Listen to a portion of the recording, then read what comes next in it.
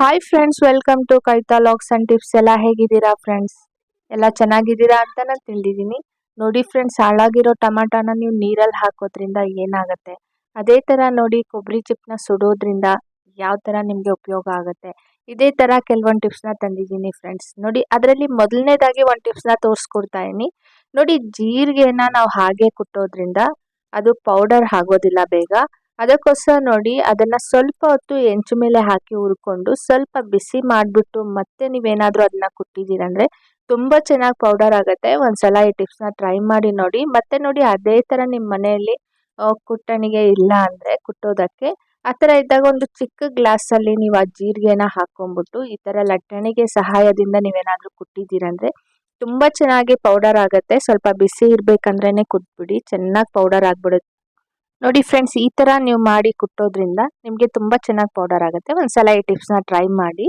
ಮತ್ತು ನೋಡಿ, ಅದೇ ಥರ ನೆಕ್ಸ್ಟ್ ಟಿಪ್ಸ್ನ ನಾನು ನಿಮಗೆ ತೋರಿಸ್ಕೊಡ್ತಾ ಇದ್ದೀನಿ. ನೋಡಿ, ನಾನು ಬೆಂಕಿ ಮೇಲೆ ಕೊಬ್ಬರಿ ಚಿಪ್ಪನ್ನ ಇಟ್ಟು ಸುಡ್ತಾ ಇದ್ದೀನಿ. ನೋಡಿ, ಈ ಥರ ಸುಟ್ಕೊಂಡಿದ್ದಾದ್ಮೇಲೆ ಸುಟ್ಟಾದ್ಮೇಲೆ ಅದರಲ್ಲಿ ಬಂದಿರತಕ್ಕಂಥ ಪೌಡರಲ್ಲಿ ನಾನು ಯಾವ ಥರ ಒಂದು ಸೊಲ್ಯೂಷನ್ನ ರೆಡಿ ಮಾಡ್ತೀನಿ ಅಂತ ನಾನು ನಿಮಗೆ ತೋರಿಸ್ಕೊಡ್ತೀನಿ. ಇದು ನಮಗೆ ತುಂಬಾ ಉಪಯೋಗ ಆಗುತ್ತೆ ಫ್ರೆಂಡ್ಸ್. ಈ ಕೊಬ್ಬರಿ ಚಿಪ್ಪಿಂದ ನಮಗೆ ತುಂಬಾ ಉಪಯೋಗ ಆಗುತ್ತೆ. ಕೊಬ್ಬರಿ ಚಿಪ್ ಸಹ ಬಿಸಾಕಬೇಡಿ. ನೋಡಿ, ಈ ಥರ ಸುಟ್ಟಿದ್ದಾದ್ಮೇಲೆ ಪೂರ್ತಿ ಸ್ವಲ್ಪ ತಣ್ಣಗಾದ್ಮೇಲೆ ಅದನ್ನ ಪೌಡರ್ ಮಾಡಿ ಇಟ್ಕೊಳ್ಳಿ ಫ್ರೆಂಡ್ಸ್.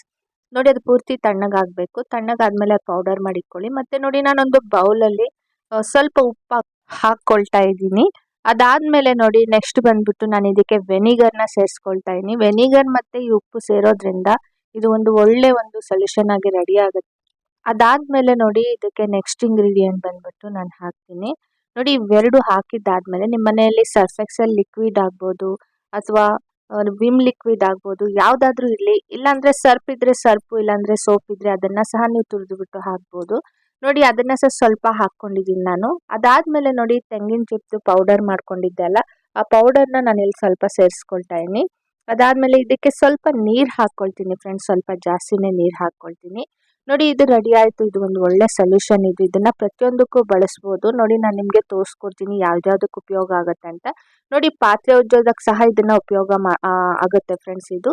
ನೋಡಿ, ಈ ಲಿಕ್ವಿಡ್ನ ನಾನು ಸ್ವಲ್ಪ ಇದಕ್ಕೆ ಹಾಕ್ಕೊಳ್ತಾ ಇದ್ದೀನಿ. ನಾನು ನಿಮಗೆ ಹಾಗೆ ಹಾಕ್ಕೊಂಡು ತೋರಿಸ್ತಾ ಇದ್ದೀನಿ. ನೀವು ಬೇಕಾದರೆ ನಾರಲ್ಲಿ ಇದನ್ನ ತಗೊಂಡ್ಬಿಟ್ಟು ಮತ್ತೆ ಉಜ್ಬೋದು.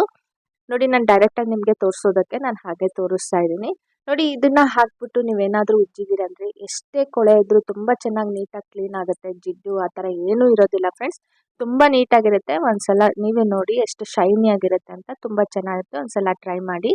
ಅದಾದಮೇಲೆ ನೋಡಿ, ಟಾಯ್ಲೆಟ್ ರೂಮಲ್ಲೂ ಅಷ್ಟೇ ನಾವು ಟೈಲ್ಸ್ಗಾಗ್ಬೋದು, ಟಾಯ್ಲೆಟ್ಗಾಗ್ಬೋದು ಅಥವಾ ಶಿಂಕ್ಗಾಗ್ಬೋದು ಇದೇ ಲಿಕ್ವಿಡ್ನ ನೀವು ಹಾಕ್ಬಿಟ್ಟು ಅದಾದಮೇಲೆ ನೋಡಿ ಒಂದು 5 ನಿಮಿಷ ಬಿಟ್ಟು ನೀವು ಲೈಟಾಗಿ ಬ್ರಷ್ ಮಾಡಿದ್ರು ಸಾಕು. ಜಾಸ್ತಿ ಉಜ್ಜೋ ಅವಶ್ಯಕತೆಯೂ ಇಲ್ಲ.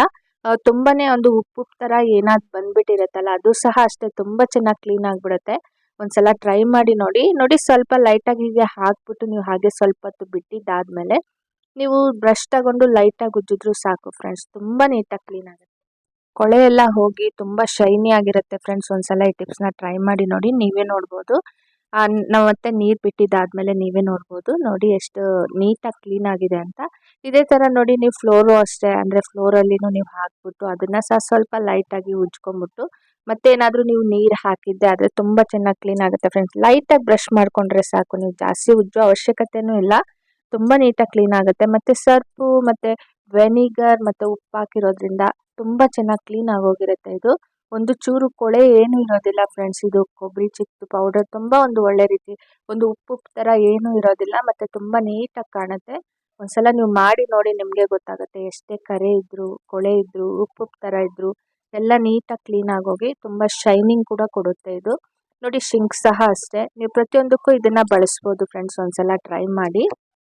ಮತ್ತೆ ನೋಡಿ ಫ್ರೆಂಡ್ಸ್, ಕೊಬ್ಬರಿ ಚಿಪ್ಪು ಪೌಡರಲ್ಲೇ ನೆಕ್ಸ್ಟ್ ಟಿಪ್ಸ್ನ ತೋರಿಸ್ಕೊಡ್ತಾ ಇದ್ದೀನಿ. ಇದು ಬಂದು ನೋಡಿ, ನಾನು ಸ್ವಲ್ಪ ಪೌಡರ್ನ ತಗೊಂಡಿದ್ದೀನಿ ಕೊಬ್ಬರಿ ಚಿಪ್ದು. ಅದಾದಮೇಲೆ ಇದಕ್ಕೆ ಕೊಬ್ಬರಿ ಎಣ್ಣೆನ ಮಿಕ್ಸ್ ಮಾಡ್ಕೊಂಡಿದ್ದೀನಿ. ನೀವು ಬೇಕಾದರೆ ಸಾಸಿವೆ ಎಣ್ಣೆ ಸಹ ಮಿಕ್ಸ್ ಮಾಡ್ಕೊಬೋದು. ನೋಡಿ, ಇದನ್ನು ಹಾಕ್ಬಿಟ್ಟು ಇದನ್ನು ಚೆನ್ನಾಗಿ ಮಿಕ್ಸ್ ಮಾಡಿ ನೀವೇನಾದರೂ ಕೂದಲಿಗೆ ಆಗಾಗ ಅಂದರೆ 15 ದಿನಕ್ಕೊಂದ್ಸಲ ಇಲ್ಲಾಂದರೆ ವಾರಕ್ಕೊಂದ್ಸಲ ಈ ಥರ ರೆಗ್ಯುಲರ್ ಆಗಿ ನೀವು ಮಾಡೋದ್ರಿಂದ ನಿಮಗೆ ಬಿಳಿ ಕೂದಲು ಎಷ್ಟೇ ಇದ್ರೂ ಕಪ್ಪಾಗುತ್ತೆ. ಇದು ತುಂಬಾ ಒಂದು ಒಳ್ಳೆ ರೀತಿ ರಿಸಲ್ಟ್ ಬರುತ್ತೆ. ಒಂದ್ಸಲ ಈ ಟಿಪ್ಸ್ನ ಟ್ರೈ ಮಾಡಿ. ಇದನ್ನು ಹಚ್ಬಿಟ್ಟು 1 ಅವರ್ ಆದಮೇಲೆ ನೀವು ನಾರ್ಮಲಾಗಿ ಯಾವ ಶಾಂಪು ಬಳಸ್ತೀರೋ ಅದನ್ನು ನೀವು ಹಾಕಿ ತೊಳೆಯೋದ್ರಿಂದ ತುಂಬಾ ಒಂದು ಒಳ್ಳೆ ರೀತಿ ರಿಸಲ್ಟ್ ಬರುತ್ತೆ. ಒಂದ್ಸಲ ಇದನ್ನು ಸಹ ಟ್ರೈ ಮಾಡಿ. ಇದು ಬಂದ್ಬಿಟ್ಟು ಒಂದೇ ಸಲ ರಿಸಲ್ಟ್ ಬರುತ್ತೆ ಅಂತ ನಾನು ಹೇಳ್ತಿಲ್ಲ. ಇದನ್ನು ರೆಗ್ಯುಲರ್ ಆಗಿ ನೀವು ಬಳಸೋದ್ರಿಂದ ನೀವು ತುಂಬಾನೇ ಒಂದು ಒಳ್ಳೆ ರಿಸಲ್ಟ್ನ ನೋಡ್ಬೋದು. ನ್ಯಾಚುರಲ್ ಆಗಿ ಮನೆಯಲ್ಲಿ ಕಲರ್ ಮಾಡ್ಕೋಬಹುದು ಫ್ರೆಂಡ್ಸ್. ಹೊರಗಡೆಯಿಂದ ತಂದು ಕಲರ್ ಮಾಡೋದಕ್ಕಿಂತ ಮನೆಯಲ್ಲೇ ಕಲರ್ ಮಾಡ್ಕೊಳ್ಳಿ. ಅದಾದ್ಮೇಲೆ ನೋಡಿ ನೆಕ್ಸ್ಟ್ ಟಿಪ್ಸ್ನ ನಾನು ನಿಮಗೆ ತೋರಿಸ್ಕೊಡ್ತಾ ಇದ್ದೀನಿ. ನಾವೇನು ಮಾಡ್ತೀವಿ, ಹಾಳಾಗಿರೋ ಟೊಮೆಟೊ, ಕೊಳ್ತೋಗಿರೋ ಟೊಮೆಟೊ ಇದ್ರೆ ನಾವು ಬಿಸಾಡ್ಬಿಡ್ತೀವಿ. ಬಿಸಾಡೋದು ಬೇಡ ಫ್ರೆಂಡ್ಸ್, ಅದರಿಂದ ತುಂಬಾನೇ ಉಪಯೋಗ ಇದೆ. ನೋಡಿ ಅದನ್ನ ನಾನೊಂದು ನೀರಿಗೆ ಹಾಕ್ಬಿಟ್ಟು ಇದನ್ನ ಬೇಕಾದ್ರೆ ಫ್ರಿಜ್ಜಲ್ಲಿ ಇಟ್ಬಿಟ್ಟು ಮತ್ತೆ ನೀವು ತೊಳಿಬೇಕಾಗತ್ತೆ. ತುಂಬಾನೇ ನೀಟಾಗಿ ಕ್ಲೀನ್ ಆಗೋಗುತ್ತೆ. ಅದಾದ್ಮೇಲೆ ನೋಡಿ ಇದನ್ನ ನಾನೊಂದು ಮಿಕ್ಸಿ ಜಾರ್ಗೆ ಕಟ್ ಮಾಡಿ ಹಾಕ್ಕೊಂಡು ಅದಾದ್ಮೇಲೆ ಅದನ್ನ ಪೇಸ್ಟ್ ಮಾಡ್ಕೊಳ್ತಾ ಇದ್ದೀನಿ. ಪೇಸ್ಟ್ ಮಾಡ್ಕೊಂಡು ಬಂದ್ಮೇಲೆ ನೋಡಿ ಅದಕ್ಕೆ ನೀರು ಸೇರಿಸ್ಕೊಳ್ತಾ ಇದ್ದೀನಿ ಫ್ರೆಂಡ್ಸ್. ಇದು ಒಂದು ಒಳ್ಳೆ ಒಂದು ಸೊಲ್ಯೂಷನ್ ಆಗಿ ರೆಡಿ ಆಗುತ್ತೆ ನಮಗೆ.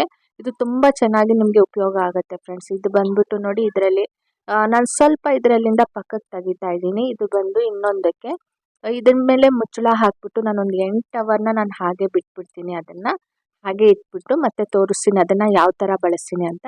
ಅದಾದ್ಮೇಲೆ ನೋಡಿ ಮಿಕ್ಕಿರೋ ಒಂದು ನೀರಿಗೆ ನಾವು ಈ ಥರ ಒಂದು ಕಳಶ ಆಗ್ಬೋದು, ದೀಪ ಆಗ್ಬೋದು, ಪ್ರತಿಯೊಂದನ್ನು ಅಷ್ಟೇ ನಾವು ಸ್ವಲ್ಪ ಹೊತ್ತು ಇದರಲ್ಲಿ ಡಿಪ್ ಮಾಡಿ ಇಟ್ಬಿಟ್ಟು ಸ್ವಲ್ಪ ಹೊತ್ತು ನೆನೆಸಿಡ್ಬೇಕಾಗತ್ತೆ. ನೆನೆಸಿಟ್ಟಿದ್ದಾದ್ಮೇಲೆ ಯಾವುದಾದ್ರೂ ಒಂದು ಸ್ಕ್ರಬ್ಬರ್ ಮೇಲೆ ನೀವು ಸ್ವಲ್ಪ ಒಂದು ಲಿಕ್ವಿಡ್ ಯಾವುದಾದ್ರೂ ಹಾಕಿ ಉಜ್ಜೋದ್ರಿಂದ ನೀವೇ ರಿಸಲ್ಟ್ ನೋಡ್ಬೋದು. ತುಂಬ ಚೆನ್ನಾಗಿ ರಿಸಲ್ಟ್ ಬರುತ್ತೆ ಫ್ರೆಂಡ್ಸ್. ನೀವೇ ನೋಡಿ, ಜಾಸ್ತಿ ಉಜ್ಜೋ ಅವಶ್ಯಕತೆನೇ ಇಲ್ಲ, ತುಂಬ ನೀಟಾಗಿರುತ್ತೆ. ನೋಡಿ ಇದಾದ್ಮೇಲೆ ಅದ್ದಿ ತೆಗೆದು ನೋಡಿ ನಾನು ಉಜ್ಜ್ಕೊಂಡು ಬಂದಿದ್ದೀನಿ. ತುಂಬ ನೀಟಾಗಿ ನೀವು ತುಂಬ ಕಷ್ಟಪಡೋ ಅವಶ್ಯಕತೆನೇ ಇಲ್ಲ. ತುಂಬಾನೇ ಸುಲಭವಾಗಿ ಈ ಥರ ನೀವು ಉಜ್ಕೊಬೋದು. ಒಂದ್ಸಲ ಈ ಟಿಪ್ಸ್ನ ಟ್ರೈ ಮಾಡಿ. ಅದಾದ್ಮೇಲೆ ನೋಡಿ ನೆಕ್ಸ್ಟ್ ನಾನು ನಿಮಗೆ ನೆನೆಸಿಟ್ಟಿದ್ದೆ ಅಲ್ಲ, ಒಂದು 8 ಅವರ್ ನೆನೆಸಿಟ್ಟಿದ್ದಾದ್ಮೇಲೆ ಅದೇ ಟೊಮೊಟೊ ನೀರನ್ನ ನಾನು ಈ ಥರ ಗಿಡಗಳಿಗೆ ಹಾಕ್ಕೊಳ್ತಾ ಇದ್ದೀನಿ ಫ್ರೆಂಡ್ಸ್. ಈ ಥರ ಗಿಡಕ್ಕೆ ಹಾಕೋದ್ರಿಂದ ಇದು ಕಾಂಪೋಸ್ಟ್ ಆಗಿ ತುಂಬ ಒಂದು ಒಳ್ಳೆ ರೀತಿ ಕೆಲಸ ಮಾಡುತ್ತೆ. ಗಿಡಗಳು ತುಂಬ ಚೆನ್ನಾಗಿ ಬರುತ್ತೆ ಫ್ರೆಂಡ್ಸ್. ಒಂದ್ಸಲ ಟ್ರೈ ಮಾಡಿ ನೋಡಿ. ನೋಡಿ ಫ್ರೆಂಡ್ಸ್, ನಾನು ಮಾಡಿರೋ ವಿಡಿಯೋ ನಿಮ್ಗೆ ಇಷ್ಟ ಆಗಿದ್ರೆ ಪ್ಲೀಸ್ ಲೈಕ್ ಕೊಡೋದು ಮಾತ್ರ ಮರಿಬೇಡಿ. ಅದೇ ಥರ ನನ್ನ ಚಾನಲ್ನ ಸಬ್ಸ್ಕ್ರೈಬ್ ಮಾಡ್ಕೊಳ್ಳಿ, ಬೆಲ್ ಬಟನ್ ಕ್ಲಿಕ್ ಮಾಡಿ, ಇನ್ನೂ ಹೆಚ್ಚಾಗಿ ನೋಟಿಫಿಕೇಷನ್ಸ್ ನಿಮಗೆ ಬರುತ್ತೆ. ಅದೇ ಥರ ನನ್ನ ಚಾನಲ್ನ ಶೇರ್ ಮಾಡಿ. Thank you friends.